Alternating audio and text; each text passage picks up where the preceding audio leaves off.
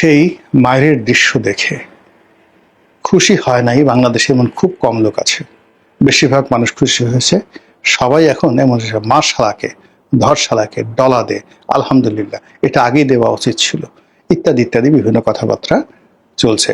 এই যে মানুষের মধ্যে মানে এক পক্ষ বাঁশডলা দিতে চাচ্ছে, বাঁশ দিয়ে পিটাতে চাচ্ছে, আর এক পক্ষ দৌড়াতে চাচ্ছে, ভয় পাচ্ছে।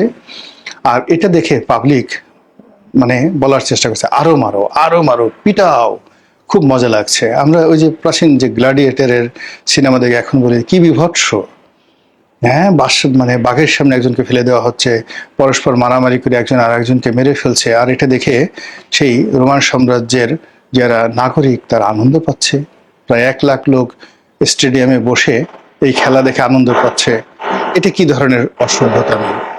তো এই কথাগুলো আমরা যারা বলতাম, এখন আমরা সেই যুগে প্রবেশ করেছি। এখন আমাদের এই সমস্ত দৃশ্য দেখতে ভালো লাগে এবং আমরাও বলছি ওইভাবে বাটাম মারো, জোরে জোরে বাটাম মারো।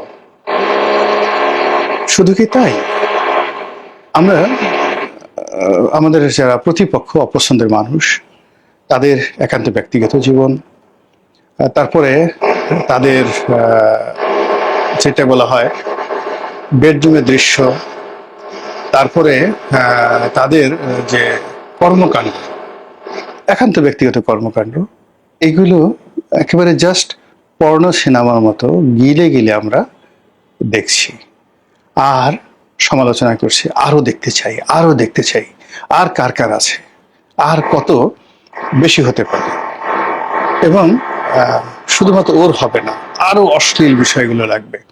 তো এই বিষয়গুলো যখন আমাদের মনের মধ্যে বাসা বাঁধে, ইট মিনস আমাদের যে মানবিক প্রতিহিংসা পরায়ণতা, আমাদের মধ্যে যে অমানবিক কর্মকাণ্ড, আমাদের মধ্যে যে জিঘাংসা, চরিতার্থ করার প্রবৃত্তি জেগেছে, এটি পুরো সমাজকে একটা, যদি বলি সিভিল ওয়ার, খুব ছোট বলা হবে।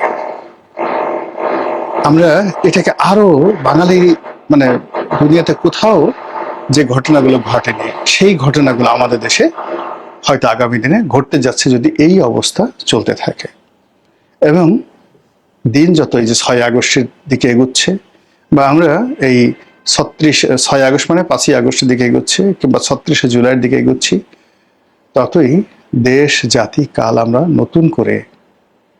নতুনভাবে এক বিরোধের মধ্যে জড়ানোর চেষ্টায় নিজেদেরকে নিবেদন করেছি। এমনকি এটা যে পরিণতি কতটা ভয়ানক হবে, জঘন্য হবে, সেই বিষয়ে চিন্তা করার শক্তি কিন্তু আমরা হারিয়ে ফেলেছি। মহান আল্লাহ আমাদের সবাইকে হেদায়েত দান করুন এবং হেফাজত করুন। আসসালামু আলাইকুম ওয়া রাহমাতুল্লাহি ওয়া বারাকাতুহু।